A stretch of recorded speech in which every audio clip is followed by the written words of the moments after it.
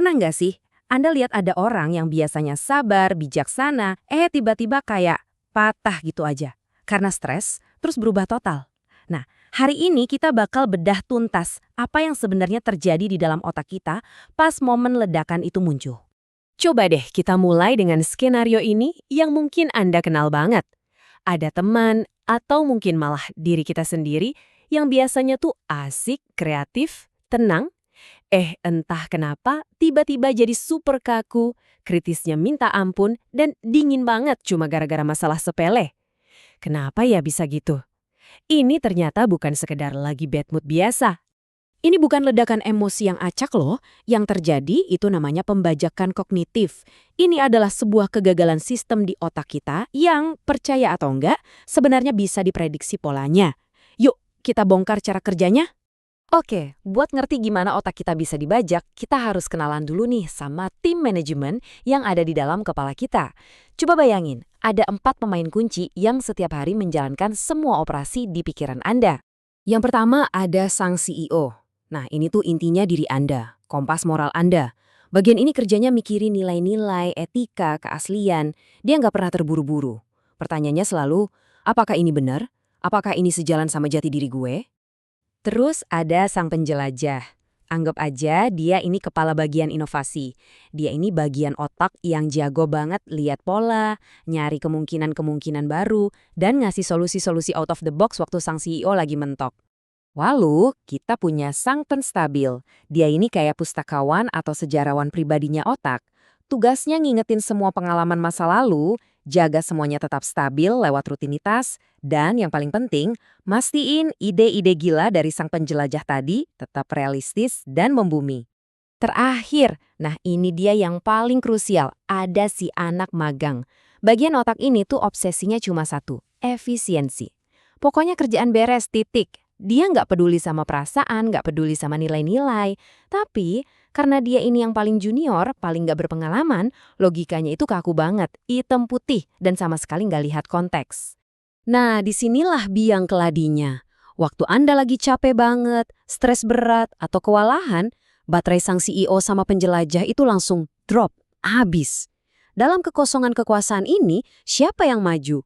Ya, si anak magang yang panik dan belum matang tadi. Dia langsung ngambil alih kendali. Fenomena inilah yang dalam dunia psikologi disebut take grip. Coba deh lihat betapa drastisnya perubahan di tabel ini. Gila banget kan? Waktu kondisi normal, kita tuh empatik, pendengar yang baik. Tapi pas lagi take grip, jadi sarkastis, omongannya lekit.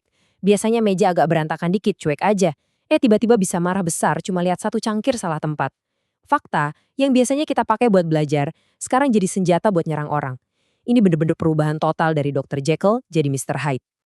Oke, sekarang mari kita lihat mesin di balik semua kekacauan ini. Gimana sih kondisi pembajakan ini bisa memicu sesuatu yang kita sebut sebagai ledakan logika? Konsep ini sebenarnya dipinjam dari sebuah prinsip dalam ilmu logika formal yang namanya prinsip ledakan. Gampangnya gini, kalau dalam sebuah sistem logika, Anda nerima satu aja hal yang gak mungkin. Misalnya, Anda setuju bahwa 1 tambah 1 sama dengan 3, maka dari kesalahan satu itu aja, Anda bisa membuktikan apapun. Mau bilang langit itu hijau, atau kucing bisa terbang, semuanya jadi logis. Kenapa? Karena fondasi logikanya udah ambruk. Kayak contoh di sini nih. Coba bayangin Anda menerima 2 hal yang jelas-jelas bertentangan. Semua lemon itu kuning, dan lemon yang ini warnanya nggak kuning. Kalau dua-duanya Anda anggap benar, ya udah, fondasi logika Anda hancur. Dari fondasi yang hancur itu, Anda bisa membangun argumen apapun di atasnya. Bahkan argumen yang super absurd, kayak bilang unicorn itu nyata. Karena kalau premisnya udah salah, kesimpulannya ya bisa apa aja. Nah, persis inilah yang terjadi di otak kita. Waktu ada konflik batin yang nggak selesai-selesai, misalnya antara nilai Anda yang pengen hidup bermakna, versus kenyataan Anda yang kerjanya itu-itu aja. Otak Anda mengalami kontradiksi. Di kondisi inilah, si anak magang yang panik tadi bakal menggunakan logika yang kaku sebagai senjata buat membenarkan semua kemarahannya, kritik pedasnya, atau perilaku merusak lainnya. Semuanya itu terasa logis bagi dia, karena sistem logika internal Anda memang lagi runtuh. Jadi, gimana caranya kita menghentikan kudeta si anak magang ini dan balikin sang CEO ke kursinya? Tenang, untungnya ada strategi buat nge-restart otak kita. Ada pendekatan 2 arah yang jelas banget buat menenangkan kembali sistem kita. Strategi pertama adalah melakukan reboot kognitif. Tapi kuncinya adalah lakukan secara terbalik. Anda nggak bisa langsung lompat nenangin sang CEO, nggak akan berhasil. Anda harus tenangkan dulu anggota tim yang paling panik. Jadi pertama, kasih tugas fisik yang simpel buat si anak magang. Beres, lanjut lakukan rutinitas yang nyaman buat memuaskan sang penstabil. Nah, setelah itu baru deh Anda bisa mulai menstimulasi sang penjelajah dan akhirnya terhubung lagi dengan nilai-nilai inti Anda lewat sang CEO. Nah, selain strategi kognitif tadi, ada 3 tindakan fisik darurat yang bisa langsung Anda lakuin begitu ngerasa ledakan itu mau dateng. Anggap aja ini kayak tombol pemadam kebakaran.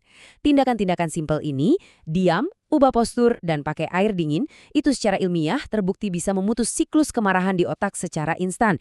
Ini bukan sulap, ini sains. Semua ini membawa kita ke sebuah pelajaran yang penting banget. Apa sih bedanya antara logika yang didorong sama kepanikan dengan kearifan sejati yang lahir dari ketenangan? Ada sebuah kisah klasik dari Imam Ja'far Asy-Syadiq waktu beliau berdebat dengan seorang ateis. Kisah ini benar-benar menggambarkan dengan sempurna perbedaan antara dua jenis logika yang kita bahas tadi. Jadi ceritanya, pas debat itu, murid sang imam malah emosi, marah-marah. Tapi Imam Ja'far tetap super tenang mematahkan setiap argumen dengan logika yang tajam dan jernih. Dan yang paling keren, justru si ateis ini sendiri yang akhirnya bilang ke si murid, "Pemimpinmu itu jauh lebih tenang dari kamu. Dia malahin kami pakai logika yang dingin bukan pakai amarah." Yang ngomong ini lawannya sendiri loh. Jadi, pelajaran utamanya adalah ini. Kearifan sejati itu nggak perlu teriak-teriak. Logika yang sehat nggak butuh amarah buat memperkuat argumennya. Ledakan logika yang kita alami pas lagi stres itu bukanlah tanda kita lebih pintar, tapi itu adalah teriakan minta tolong dari sistem otak kita yang lagi kacau balau. Itu cuma kemarahan yang lagi pakai topeng logika.